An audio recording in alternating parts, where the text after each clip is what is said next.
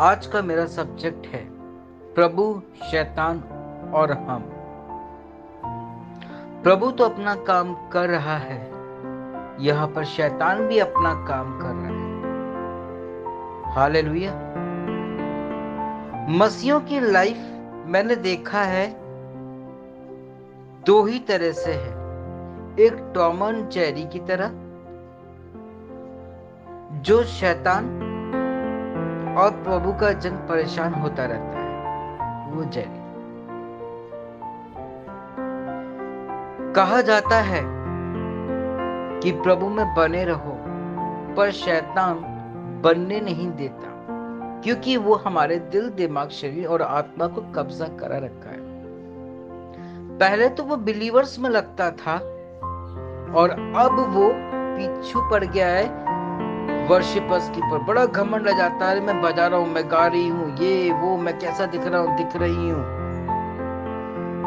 वह विचार भी वहीं पर उत्पन्न हो जाता है जब वो कॉटेज मीटिंग और चर्च मीटिंग्स होते हैं। और अब तो उसके पास एक नया यंत्र शस्त्र आ चुका है कि पासवानों में होकर के वो अपना गेम खेल रहा है, और वो उन पासवानों में होकर गेम खेल रहा है जिनके पास कलीसिया तो है, लेकिन दुआ प्रार्थना की जिंदगी, लाइफ नहीं है, आराधना प्रार्थना की नहीं है, क्योंकि वो कुछ संसारिक भी हैं और कुछ आत्मिक भी हैं। दो नाव में सवार हैं, एक स्वामी दो दासों की सेवा कर ही नहीं सकता।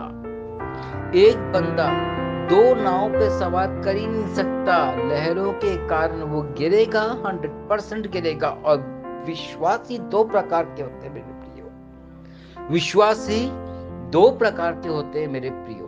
पहला जो गिरता है वो सिर के बल गिरता है, और जो सिर के बल गिरता है, आप और हम सब लोग बहुत अच्छे से जानते हैं, वो शख्स सिर के बल गिरा है तो वो कोमा में जाएगा या ऊपर पहुंच जाएगा। और जो विश्वासी है, जो धर्मी जन है, वो बंदा गिरेगा जरूर, लेकिन उस तरह नहीं, इस तरह गिरेगा। जरा गौर फरमाए, घुटनों के बल गिरेगा, झटके से गिरेगा, उसका सिर झुक जाएगा और उसके हाथ ऑटोमेटिक जुड़ जाएंगे और वो दुआ प्रार्थना करने लगेगा। और पता है क्या होगा?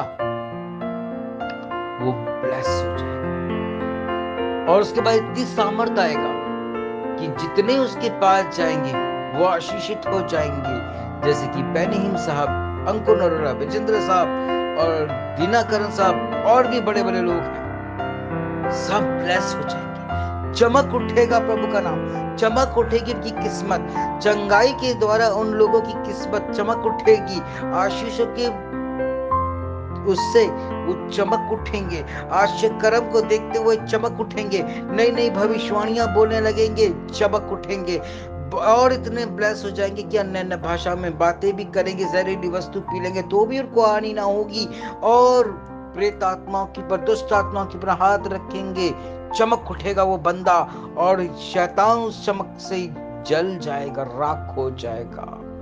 ये क्वालिटीज प्रभु हमको देता है जब हम प्रभु में आगे बढ़ते हैं मेरे प्रियो। I am just telling you my dears, समय बहुत खराब है, समय बहुत निकट है, और प्रभु का आना बहुत निकट है। धीरे धीरे एक एक प्रोफेसी से लॉकडाउन कोरोना के बाद से एक एक स्पीड में होती चली जा रही है। अभी भी संभल जाओ, अभी भी टाइम है। और विजय बेनेडिक्ट साहब के गीत में यही है कि यही समय है प्रभु से बातें करने का, यही समय है प्रभु से मिलने का, यही समय है प्रभु से विनती करने का। Yes, this is the right time. Exam हो रहा है, आशीष चाहते हैं, बहुत सारे बिलीवर्स ब्लेसिंग्स चाहते हैं। यस, ट्रू है। इस परीक्षा के समय पर half yearly exam, final exam हो रहा है, अरे नहीं पास्टर, हमारे बच्चों के पास अभी वक्त नहीं है, वो पढ़ाई कर रहे हैं। अरे इसी वक्त जरा 5-10 मिनट वो प्रभु को दे देंगे तो घट नहीं जाएंगे। इसी 5-10 मिनट में वो लोग व्हाट्सएप में अपने दोस्तों के साथ बात करते, कॉल पे करते, इंस्टाग्राम में करते, फेसबुक पे करते, ट्विटर में करते, ले जा रहे कहाँ करते हैं उस पढ़ाई एग्जाम के समय पर। यस, तब कहा जाता है कि हमारे बच्चों को चर्च में यूज ना करें। ऐसा बोलकर, ऐसा करके हम अपनी खुद की आशीष, अपने घर की ब्लेसिंग्स को रोक डालते हैं। पड़ोसियों से बात करने के लिए, दोस्तों से बात करने के लिए वक्त है हमारे पास, लेकिन हमारे पास वक्त नहीं है प्रभु से बात करने का, और उम्मीद करते हैं ढल्लों की तरह कि प्रभु हमको आशीष दे। घर की खेती समझ के रखा। हाँ, मैं जानता हूं बहुत सारे मसीह लोग प्रभु को घर की मुर्गी दाल बराबर समझते हैं, डिस्पोजल समझते हैं, यूज एंड थ्रो। पर प्रभु जी हमको यूज एंड थ्रो नहीं करते, हम करते हैं। इसीलिए तो बुलाए हुए बहुत है और चुने बहुत थोड़े हैं। दुख मुसीबत आया, अरे नहीं पास्टर साहब, अभी चर्च में आने का टाइम नहीं, अभी कोर्ट केस, पुलिस केस में जाना है। अरे थोड़ा घुटनों में हो लो, देखो प्रभु कैसे इम्पॉसिबल को पॉसिबल करता है। करने नहीं चाहते और फिर परेशान हो जाते हैं, डॉक्टर की लाइन पे लग जाते हैं, क्योंकि हम